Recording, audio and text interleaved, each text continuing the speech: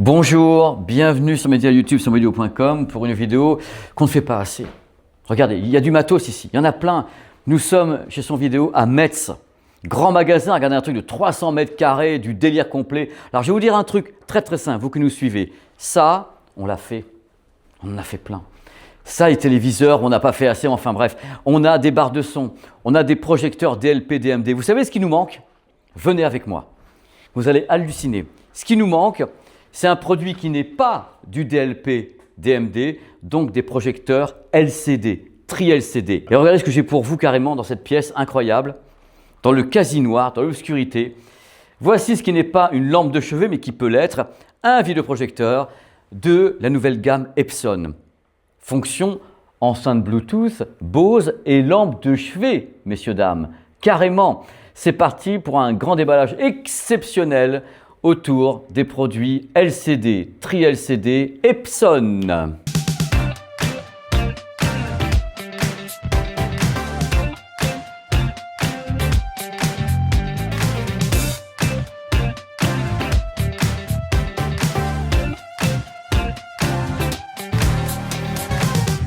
Oui, alors on me dit dans l'oreillette qu'on ne dit pas Metz, mais Metz. Donc c'est important parce que sinon on va avoir plein de commentaires et vous avez raison, nous sommes donc chez Son Vidéo à Metz. C'est beau quand même, hein. Il y a donc deux paroisses dans le monde de la projection. Une paroisse qui est résumée par les projecteurs qu'on appelle DLP, DMD, donc les micro-miroirs qui s'agitent avec une source lumineuse. En général, le problème que certaines personnes ont avec les micro-miroirs, c'est qu'on voit un arc-en-ciel puisque la couleur est séquentielle. En effet, il y a une seule matrice et un séquentiel couleur. Quelquefois, les gens voient des trucs, oh là là, c'est bizarre, je vois des trucs bizarres, on voit du RVB. Ça, c'est l'image DLP, DMD. On y est sensible ou pas sensible. Moi, personnellement, je fais partie des 10% des personnes qui voient justement le séquentiel de l'image, le séquentiel couleur. Tandis que là, l'avantage numéro 1 du LCD, c'est qu'il y a 3 matrices. Rouge, vert, bleu, qui n'a donc pas de l'image en séquentielle couleur. Donc avec les projecteurs LCD ici présents, messieurs, dames, de Epson, vous ne verrez jamais le moindre arc-en-ciel lors de la fabrication des couleurs. Si vous voyez une image, par exemple avec un titre sur un fond noir, vous ne verrez pas le fond blanc du titre avec un arc-en-ciel, ça ne se produira jamais. Il faut savoir que quand même, les projecteurs DLP, DMD, il y a à peu près entre 10 et 15% des gens qui voient l'arc-en-ciel et les autres trouvent que c'est formidable. Donc voici une vidéo enfin, merci, sur les projecteurs LCD Epson, donc ce qu'eux appellent le tri-LCD. Il y a 2 modèles qui sont ici parce que Epson lance une nouvelle gamme et ce qui est intéressant, c'est que ça fait un moment que j'attendais ça. Pourquoi? Parce que, on pose ça, voilà. Pourquoi? Parce que ça fait un moment que je vois arriver les cubes, vous savez, les cubes DLP, DMD, toutes les grandes marques et autres. Je me dis, mais il faut que Epson bouge, il faut que le monde du LCD bouge pour pondre des produits aussi sexy que celui-ci. Celui-ci est plus traditionnel, mais aussi sexy que celui-ci pour justement concurrencer tous les produits cubiques qui arrivent en face. Et en effet, c'est ce qui arrive sur ces gammes Epson. Je rappelle, Epson, marque totalement historique du monde de la projection tri-LCD, ils sont japonais. Personnellement, j'ai eu moi des produits Epson comme le 9300, 9400, c'est des produits absolument fabuleux, puis qui sont des gros bousins. C'est ce qu'on appelle les fonds de salle, les trucs qu'on planque, on met les boules caisses et on envoie de l'image pour que ça soit formidable. Là, c'est totalement différent puisque voici 2 produits parfaitement lifestyle et même Life Studio Flex. Et voici le produit Epson qui est vraiment le début de gamme, très sympa, EF61, qui est un produit compact, qui n'a pas de batterie mais qui est en effet un plug and play. Parce qu'attention, je propose mon truc, un plug and play. Ce qui est intéressant avec la gamme Epson pour cette année, qui est sortie d'ailleurs l'année dernière, c'est que le concept est tout simple. Plug and play. Ça veut dire quoi, messieurs, dames? Ça veut dire que vous posez le produit et là, qu'est-ce qu'il va faire? Oh là là! Mais je suis où, moi? Qu'est-ce qui se passe? Il va se caler tout seul, l'image va se caler. Il va caler ce qu'on appelle le trapèze, donc est-ce que l'image est hop, il va la redresser avec un maximum d'amplitude de 20% en horizontal et vertical, donc il va carrément redresser l'image. Il fait le focus, et voilà, le focus c'est ça, comme ça la netteté, tout est fait dès que vous positionnez le produit, il va se caler, vous positionnez comme ça. Hop, il va revenir, oh là là, où je suis. Voilà, pendant que Nico est là, je vois que l'image se recale. Et un truc intéressant, on va en parler tout à l'heure avec celui-ci, mais j'aime bien faire briser le teasing. Regardez un petit peu ce qui se passe avec le grand. Tiens, il y a ça. Oh là là, mais qu'est-ce que c'est? Qu'est-ce qu'il a fait le pépé? Oh, il est méchant avec les produits. Tout à coup, vous êtes, hop, 1, 2, 3. Tu l'as vu ton plafond? Bing! Si c'est pas génial, c'est 3 fois rien. Et en même temps, c'est beaucoup de se dire que, oh là, on a le petit accessoire, on déverrouille le truc. Et en 3 secondes, bif, directement vers vous. Ça y est, on est carrément, on remet le petit truc à l'arrière pour tout verrouiller. Bon bref, revenons un petit peu à notre petit produit qui est ici, qui est un petit produit début de gamme, qui est Full HD celui-ci. Celui-ci est Full HD et l'autre est du 4K wobulé tout tremblement. Cette petite luciole fait 1,6 kg et a une faible consommation, c'est intéressant, avec en effet cette fonction de mise en place automatique directement, c'est de l'autoscreen, il détecte les obstacles, il va faire au mieux pour caler l'image et que ça soit bien sans que vous ayez à faire des trucs comme ça. Il faut savoir un truc important, l'image selon Epson, par grand vent, peut aller de 30 à 130 pouces. C'est ce qu'ils pensent eux, avec quand même une luminosité assez moyenne de 700 isolumens.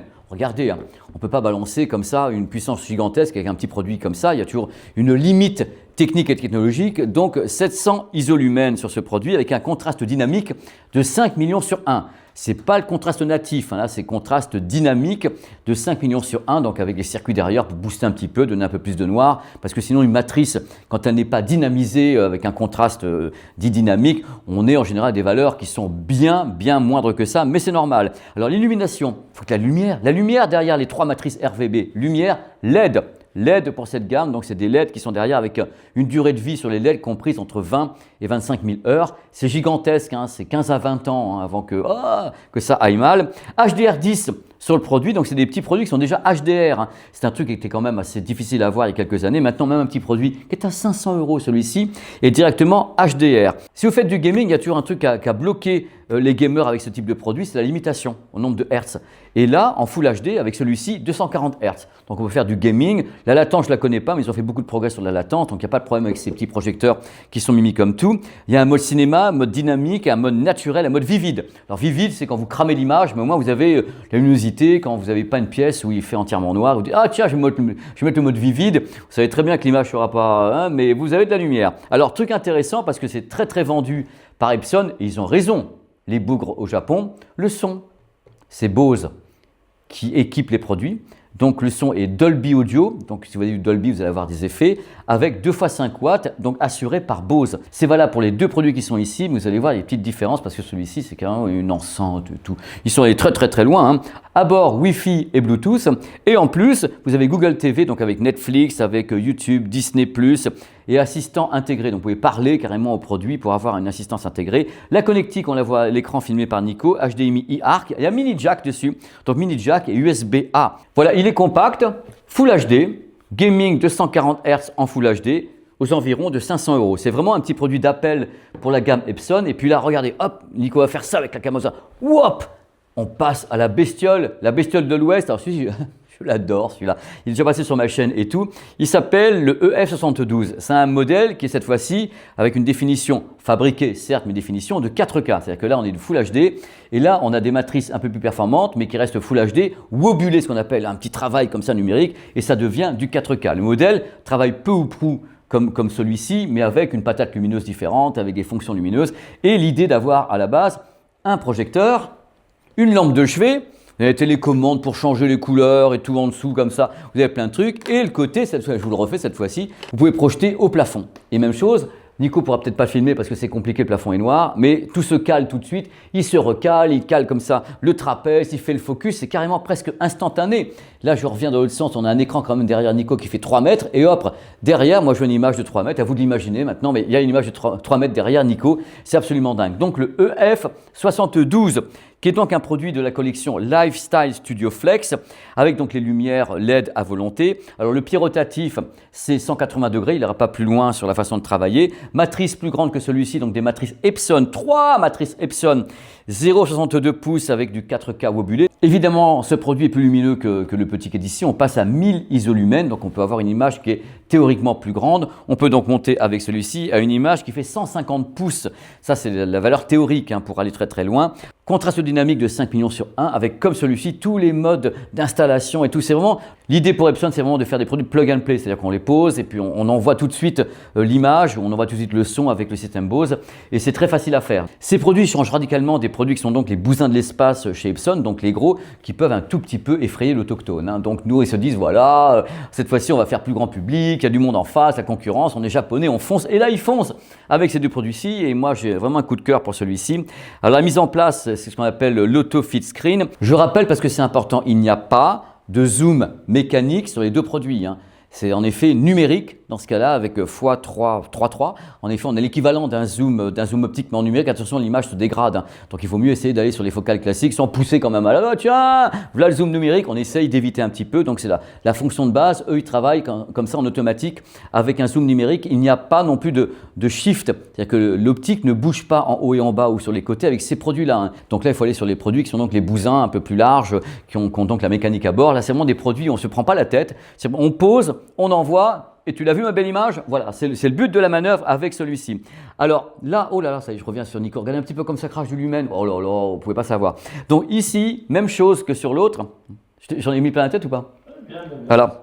Avec celui-ci, vous voyez l'image à l'écran de ce qu'a filmé Nico. En bas, vous avez carrément la section audio Bose qui est carrément séparée. On voit la base ici avec les haut-parleurs. Oh, c'est un petit peu différent d'ici, mais on a carrément quelque chose qui est design, qui est en plus une sorte de lampe de chevet avec des lumières à volonté. Là en dessous, regardez un petit peu, je vous mets des lumières de tous les côtés comme ça.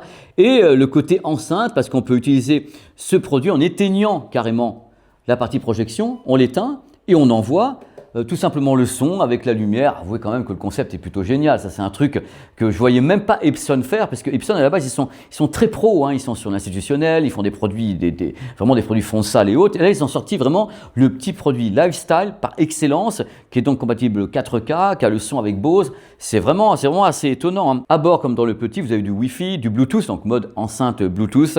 Vous avez Google TV, Google Cast, un contrôle vocal et alimentation avec une batterie externe via un port USB type C. Donc, si vous avez une grosse batterie externe, vous branchez sur le port USB type C et hop, en vadrouille tout le monde. C'est pas la peine d'avoir le secteur derrière et la consommation est assez basse puisqu'il y a en effet LED et pas 36 000 lasers ou un truc comme ça, une petite LED qui anime le chemin de lumière composé des 3 matrices RVB et hop, on envoie tout, on a des modes, on a un menu, tout va bien, c'est Google TV à bord. Les deux produits sont très intéressants parce qu'ils sont pas très bruyants. 20 dB, une brise, écoutez la brise. 20 dB. Et là, un peu plus, 28 dB. Pouf, voilà, vous voyez un petit peu la différence. Mais c'est léger, moi je suis à côté, il tourne. Sincèrement, c'est vrai que je parle fort, mais quand même, bon, le produit est intéressant. Alors, là, on va résumer les choses. Celui-ci, 500 € et celui-ci, 1200 € environ pour un produit qui est donc Ultra HD 4K par bobulation. Le côté, tiens, regarde, tu as vu mon plafond. Donc c'est vraiment un produit super intéressant qui est surprenant de la part d'Epson. Je ne vais pas dire qu'il se réveille, Epson, mais il lance des produits capables vraiment d'affronter ce qui est en face. Et avant, ce n'était pas le cas, puisqu'en face, on avait des produits qui étaient en effet des cubes ou des petits produits, mais ils avaient en effet que les big ones qui sont là, oh là là, on y va et tout. Là, ils ont un concept qui peut vraiment plaire au public parce que c'est super stylé. Et celui-ci, vraiment un coup de cœur, hein, sans rigoler, regardez un petit peu le coup de cœur que j'ai. Donc, c'était un grand déballage animé. En plus, à Metz, ici, donc au magasin Son Vidéo, j'ai dit Metz une fois, je sais que je vais me faire, mais voilà, à Metz. Et dans ce magasin, avec des salles partout et tout, et c'est vraiment un de mes produits coup de cœur. Et il y a du bois au-dessus, il y a un revêtement, c'est vraiment assez étonnant. C'est un bon move de la part d'Epson pour se retrouver face à un grand public qui hésite. Regardez un petit peu, j'ai appuyé, il change de couleur, et tu le reconnais. Regarde, oh là là, il est là. Voilà, c'est ça, regardez. C'est pas de la magie, ça. Voilà, moi ça me fait rire, comme je suis un gamin de 3 ans, c'est magnifique. Donc vous pouvez faire ce que vous voulez avec le produit et il est drôle en plus. Et il fait de l'image. Et pas mal du tout, on essayait tout à l'heure et tout, et l'image elle est pas mal. Un de mes coups de cœur.